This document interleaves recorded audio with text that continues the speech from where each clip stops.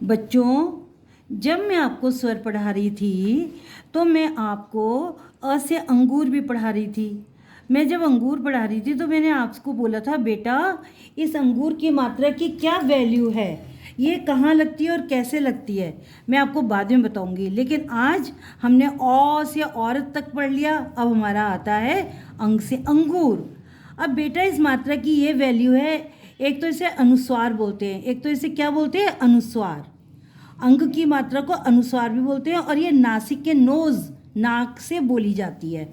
ठीक है, अभी कोई भी वर्ड है मैं बोल के दिखाऊंगी आपको, तो आप ध्यान से सुनना।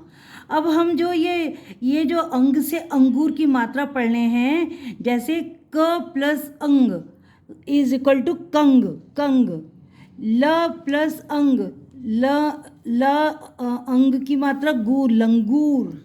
प अंग, पंखा। अब इधर देखिए, ब न बंदर। प न अंग, अंग की मात्रा पतंग। लेकिन अब मैं आपको डिटेल में बताऊंगी। मेरे सामने ये देखो, आप लोग देख रहे होंगे, मेरे सामने ये व्यंजन है। मेरे सामने क्या है, ये व्यंजन। ठीक है, अब हमारा ये क ख ग घ ण आपने पढ़ चुके हो। तो ये नंबर 1 है, नंबर 2 है, नंबर 3 है, नंबर 4 है, नंबर 5 है। ये हमारा आता है क वर्ग में।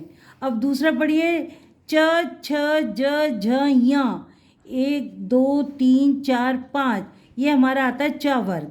फिर देखिए ट ठ ड ढ ळ, ये 5वां लेटर है और ये हमारा आता है ट वर्ग में। इधर देखिए त एक थ द ध न 1 2 3 4 5, ये हमारा आता है त वर्ग में। फिर देखिए प फ ब भ म, ये हमारा आता है प वर्ग में। बाकी ये नीचे की मैं आपको बाद में समझाऊंगी। ठीक है, ये लास्ट के जो हमारे लेटर्स हैं, व्यंजन हैं, ये हमारे पंचम वर्ण में आते हैं। ये जो लास्ट के हमारे ये जो व्यंजन हैं, ये हमारे पंचम वर्ण में आते हैं और इन सब की साउंड न में जाती है। इन सब की साउंड किस में जाती है बेटा, ना में जाती है। लेकिन जब माँ की साउंड आती है तो माँ की साउंड हमारी माँ में आती है। अब इससे रिलेटेड अब आप कैसे समझोगे, देखो आप कैसे समझोगे। सपोज आपने लंगूर पिक्चर देखी, अब आप कैसे समझोगे कि मुझे लंगूर तो बोल रहा हूँ, मेरी इसमें लंग अंग अंग की मात्रा आ रही है, ये तो समझ जाओगे क्योंकि गाय लंगूर, क्योंकि हम इसको अंग भी बोलते हैं, भी बोलते हैं, अन भी बोलते हैं। तो ये हो गया लंगूर। अब जैसे सपोज ये पंखा है, पंखा। अब पंख के ऊपर जो अनुस्वार लगा है, इसका नेक्स्ट लेटर देखिए, ख। अब ये आपको चेक करना पड़ेगा, ख हमारे कौन से वर्ग में आ रहा है। क वर्ग में हमारा ख आ रहा है, इसका मतलब इसका पंचम वर्ण हमारा ण। इसका मतलब इसमें हमारी साउंड आ रही है पंग अन की। देखो इसको आप ऐसे भी लिख सकते हो, पंखा, ऐसे भी लिख सकते हो पंखा, पर कोई लिखता नहीं है, सब ऐसे लिखते हैं पंखा। अब नेक्स्ट देखिए, नेक्स्ट पिक्चर है हमारी बंदर।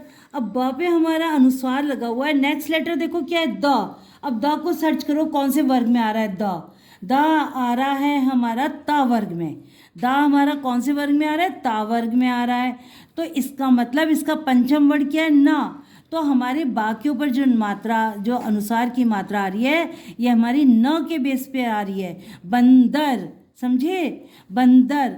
अब देखो इधर ये पतंग है, अब हम इसे पतंग। एक तो एक चीज़ ध्यान रखना, अगर किसी लेटर के बाद ग है और ता उसके पहले अनुस्वार लगा हुआ है, तो हमेशा तंग रंग भंग, जैसे तंग रंग भंग, ये तो हमेशा ऐसे ही बोले जाएंगे। ठीक है, फिर अब देखो ये अंक। अब ये अनुसार लगा है, नेक्स्ट लेटर हमारा क में आता है, तो ये हमारा कौन सा पंचम स्वर का वर्ण आ रहा है, लेटर आ रहा है ण वाला। तो हम इसको ऐसे भी लिख सकते हैं, क अंक, लेकिन सब लोग ऐसे लिखते हैं। ठीक है, अब बेटा देखो ये मंदिर, माँ में अनुसार है, नेक्स्ट लेटर देखो दा कौन से वर्ग में आ रहा है, दा हमारा आ रहा है ता वर्ग में, दा आ रहा है, इसका अंतिम पंचम वर्ण क्या है, ना, इसलिए हम इसको ना बोल रहे हैं, मंदिर। अब झंडा देखो, झंडा, झंडा, झन डा, ना की साउंड आ रही है ना में, डा देखो, डा कौन से वर्ग में आ रहा है, डा डा डा आ रहा है बेटे हमारे टा वर्ग में, डा आ रहा है हमारे टा वर्ग में, तो ये हमारी कौन सी साउंड जा रही है, ण की, पंचम वर्ग की। तो हम झंडा ऐसे भी लिख सकते हैं, झ, ये पंचम स्वर का है, ण डा, झंडा ऐसे भी लिख सकते हैं, पर ऐसे ही लिखते हैं सब, झंडा, इसलिए इसमें ना की साउंड आ रही है। आप ये देखो ना, सारे लेटर्स में ना की साउंड आ रही है। अब ये माँ वाला भी बताऊंगी। अब देखो बेटा, ये संतरा है, सन, अब इसे ना क्यों बोल रहे हैं, क्योंकि नेक्स्ट लेटर ता देखो कौन से वर्ग में आ रहा है, ता वर्ग में। इसका पंचम वर्ग क्या है, ना, तो हमने इसको बोला संतरा, संतरा, तो इसलिए हमारा पंचम वर्ग का ना के अनुसार संतरा बोल रहे हैं। नेक्स्ट लेटर देखना है। अब बेटा ये है संभव, एक बच्चे का नाम भी होता है और संभव मीन्स पॉसिबल भी होता है। तो सम अब यहाँ पर आ रही है माँ की साउंड, कैसे पहचानोगे, क्योंकि इसका नेक्स्ट लेटर बेटा भा नेक्स्ट लेटर प वर्ग में आ रहा है, तो इसका अंतिम पंचम वर्ग क्या है, माँ, इसलिए हम इसको बोले संभव। समझ रहे हो। अब देखो इसको भी हम पा बोल रहे हैं, इसको भी हम पा बोल रहे हैं, कंपन। तो देखो इधर देखो, अब देखो इधर, कंपन, कंपन, पा क्यों, कंपन, माँ क्यों बोल रहे हैं, क्योंकि पा हमारा कौन से वर्ग में आ रहा है, पा वर्ग में आ रहा है, और पंचम वर्ग क्या है, माँ, तो हम बोले कंपन। इसको सब्सक्राइब कीजिए, लाइक कीजिए। अभी मैं आगे और समझाऊंगी आपको, नेक्स्ट वीडियो में क्लियर करूँगी।